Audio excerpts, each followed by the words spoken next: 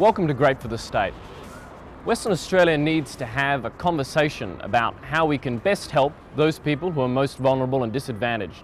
And in this edition, Business News hopes to spark ideas and lead conversation about what we can do better. Australia's government spends $180 billion a year on welfare and social services, but extraordinarily, we still have people in our society in great pain, in suffering. There are people sleeping every night cold on the streets.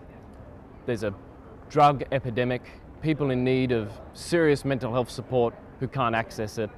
There are kids who grow up going to a school who have opportunities in life very different from people who grow up just a few kilometres away.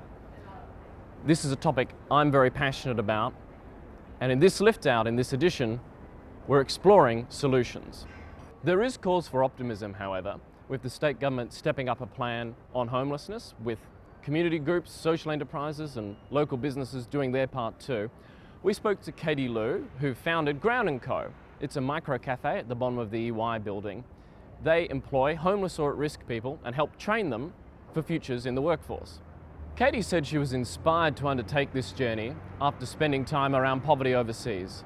So Ground & Co started because we really wanted to focus on breaking the cycles of homelessness through employment, and we wanted to focus on sustainable and long-term solutions. At Ground & Co we train and employ people who are experiencing disadvantage and homelessness to become baristas, in the hopes that once they finish working with us they've got long-term employment beyond Ground & Co. It feels really rewarding knowing that we're providing employment for people who otherwise wouldn't have opportunities to work.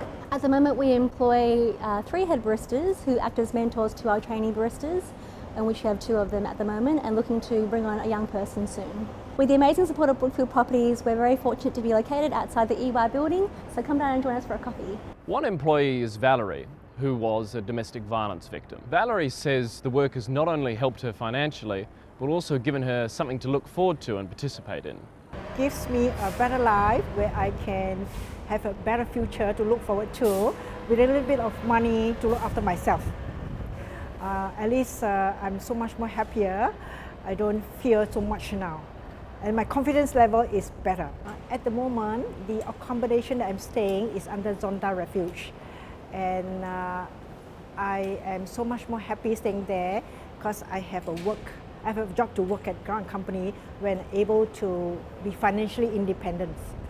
I can afford to spend a little bit of food and my personal clothing.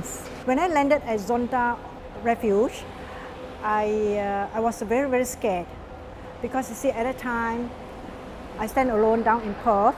I don't have friends or relatives to help me, and I look after myself I have to look after myself where I must be strong enough. And I was quite strong in terms of my movements, or wherever I move, I learn anything. If I'm not too sure, I check it out. Then partly that builds me up. Look on the bright side of things, don't be scared and move forward. And I must say, your self-care is very important. As part of this lift out, we've spoken to the people battling pain, experiencing homelessness or recovering from drug addiction, and we've talked to the experts too, and we've asked 4 questions. What can we do to improve services for people who are homeless or at risk? How can we rethink the way we treat drug addiction? How can we change the welfare system to make it work better for everybody? And how can we improve mental health services for people most in need? You can read about it in the latest edition of Business News, or free to read on our website.